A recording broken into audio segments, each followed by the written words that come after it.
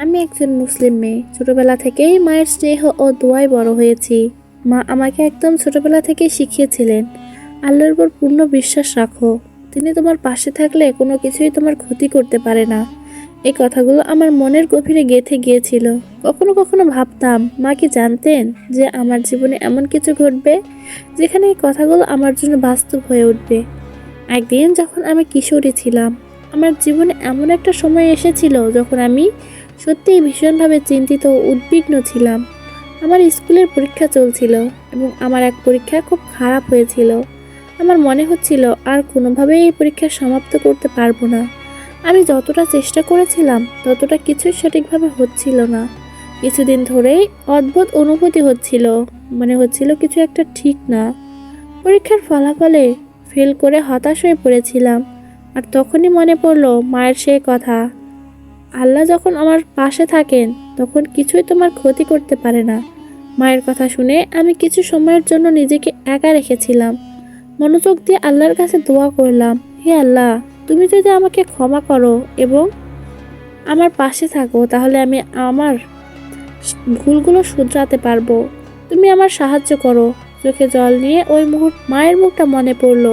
মা হয়তো জানতেন এই মুহূর্তে আসবে, কিন্তু তিনি হয়তো জানতেন যে আমি কখনো একা না একা থাকবো। আল্লাহ সর্বদা আমার পাশে থাকবে। পরের দিন আমার আত্মবিশ্বাস অনেকটাই ফিরে এসেছিল। আমি মনে মনে ভেবেছিলাম, আল্লাহ আমাকে শক্তি দেবেন, আমি আবার চেষ্টা করব। ঠিক তখনই আমার এক শিক্ষক আমাকে একান্তভাবে কথা বললেন। তিনি বললেন, তোমার পড়াশোনায় অনেক পরিশ্রমী, তোমার সমস্যা সামলাতে পারবে। কিছু ভুল হওয়া মানে জীবন শেষ হয়ে যাওয়া না, তুমি আবার শুরু করতে পারো। তার এই কথাগুলো শুনে আমি পুনরায় চেষ্টা করলাম। সেই শিক্ষক আমাকে অনেক ভালোভাবে পরামর্শ দিলেন এবং আমি একেবারে নতুনভাবে পড়াশোনা করতে শুরু করলাম। সেদিন থেকে আমার দৃষ্টিভঙ্গি পরিবর্তিত হতে শুরু করলো। মায়ের সেই আশীর্বাদটি আমার জীবনে নতুন এক আলো জ্বালিয়ে দিয়েছিল। আমি আরও বুঝতে পারলাম যে আমাদের বিশ্বাস, ধৈর্য এবং আল্লাহর রহমতই আমাদের সাহায্য করে।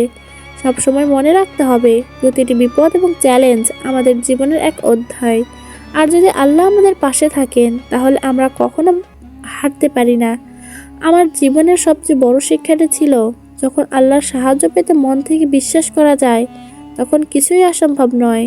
কিছুদিন পর আমি আবার সেই পরীক্ষা দিতে গেলাম। এবার মনে হলো কোনো চাপ নেই, কোনো ভয় নেই, স্রেফ আল্লাহর উপর বিশ্বাস রেখে চেষ্টা করলাম। ফলাফল যখন প্রকাশিত হলো আমি অবাক হয়ে গেলাম। আমি ভালো নম্বর পেয়েছি। সেটা আমি বুঝলাম মায়ের আশীর্বাদ এবং আল্লাহর রহমত সঠিক সময় আমাকে পথ দেখিয়েছে। এখন যখনই জীবনে কোনো সমস্যা আসে আমি মায়ের কথাগুলো স্মরণ করি। আল্লাহ যখন তোমার পাশে থাকেন তখন কিছুই তোমার ক্ষতি করতে পারে না। এই কথাগুলো আমার জীবনের অমূল্য রত্ন হয়ে আছে।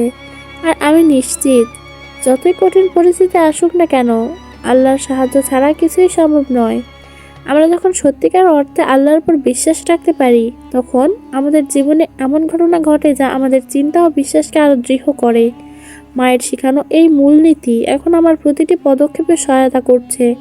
আমি কখনোই একা নই, কারণ আমি জানি আল্লাহ আমার সাথেই আছেন। যিনি আমাদের দুঃখ ও কষ্টে সহায়তা করেন, আমাদের ঈমান ও বিশ্বাসকে শক্তিশালী করেন। তাই যখনই আমি কোনো সংকটের সম্মুখীন হই আমি জানি যে আল্লাহর সাহায্য ছাড়া কিছুই আমি করতে পারবো না। আর যদি আল্লাহ চায় তাহলে সব কিছু সম্ভব। এখন আমার জীবনে প্রতিদিন এমন এক শান্তি অনুভব করি যা আমি কখনো আগে অনুভব করিনি। একদিকে আমার কঠোর পরিশ্রম, আরেকদিকে আল্লাহর আশীর্বাদ। এই দুটি মিলে আমাকে শক্তি ও সাহস দেয়। মা যে কথা বলেছিলেন তা সত্যিই একদিন আমার জীবনে পূর্ণতা পেয়েছে। আমি বুঝতে পারলাম আল্লাহর সাহায্য ছাড়া কোনো কিছুই সম্ভব নয়। আর মাই প্রথম আমাকে এই পথ দেখিয়েছিলেন। এখন আমি জানি জীবনের প্রতিটি মুহূর্তে আল্লাহর রহমত ও আশীর্বাদে আমার পথ সুগম।